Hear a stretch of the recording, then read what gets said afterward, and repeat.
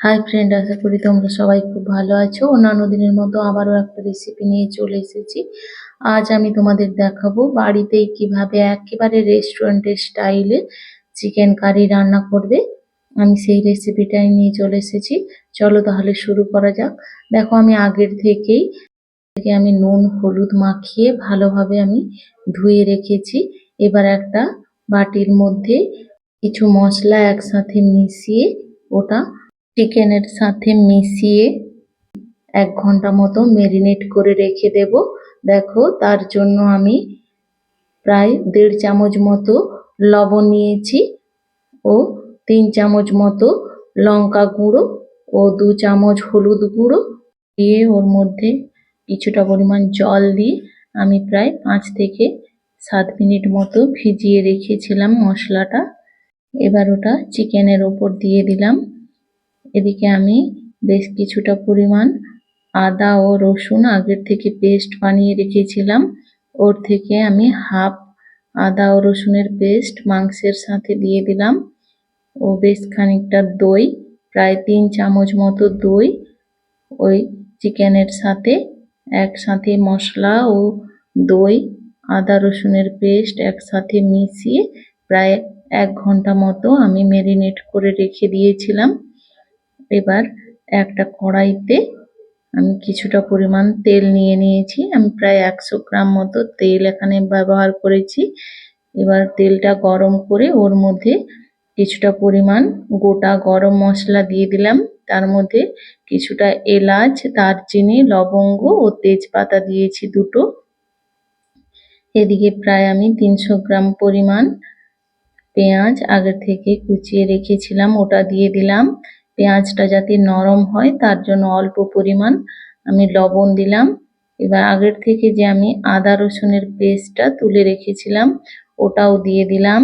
দিয়ে ভালোভাবে কষিয়ে নেব মশলাটা। পেঁয়াজটা একেবারে যখন সোনালি হয়ে ভাজা হয়ে যাবে তারপরেই বাদবাকি মশলাগুলো আমি দিয়েছি।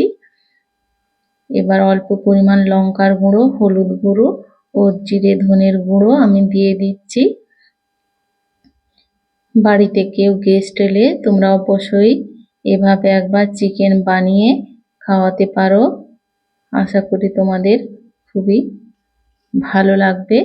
দেখো, এদিকে আমি দুটো ছোট সাইজের টমেটো পেস্ট করে রেখেছিলাম, ওটাও দিয়ে দিলাম।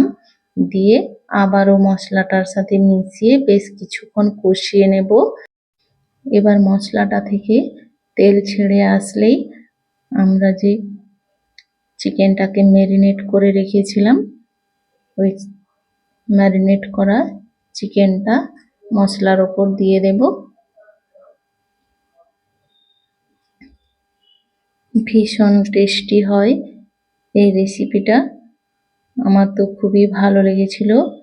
তোমরা একবার বানিয়ে অবশ্যই দেখতে পারো, কমেন্টে জানাবে তোমাদের কেমন লাগলো।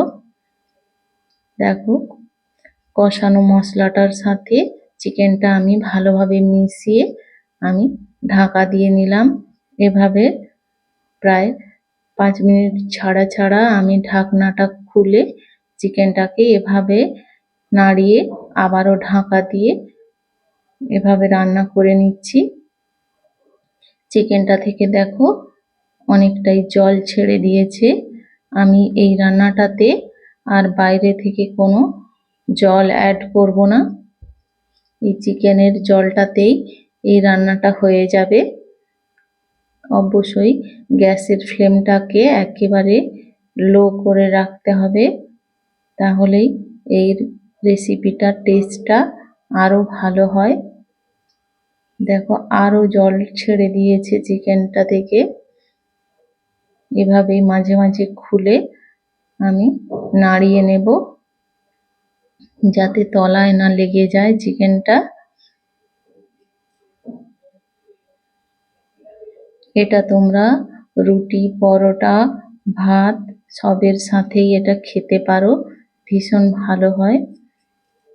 পরোটা, নান সবের সাথেই এটা খাওয়া যায়। এবার ওপর থেকে কয়েকটা কাঁচা লঙ্কা দিয়ে দিলাম। আমি প্রথম থেকে কাঁচা লঙ্কাটা দিইনি, কারণ প্রথম থেকে দিলে কাঁচা লঙ্কাটা সিদ্ধ হয়ে গলে যাওয়ার সম্ভাবনা থাকে, তাতে ঝালটা আরো বেড়ে যাবে। আমি যেমন ঝাল পছন্দ করি সেই অনুযায়ী শুকনো লঙ্কার গুঁড়োটা দিয়েছি। তাই প্রায় 70% মতো সেদ্ধ হওয়ার পরে আমি লঙ্কাটা দিয়েছি। দেখো তেলটা ছেড়ে আসছে। তেলটা ছেড়ে আসলে আমি ওপর থেকে কিছুটা পরিমাণ গরম মশলা ও কিছুটা পরিমাণ বাটার ও কিছুটা পরিমাণ কাসুরি মেথি দিয়ে দিলাম। দিয়ে আবারও কিছুক্ষণ কষিয়ে নেব। এভাবে একেবারে লো ফ্লেমে চিকেনটা কষিয়ে কষিয়ে রান্না করতে হবে।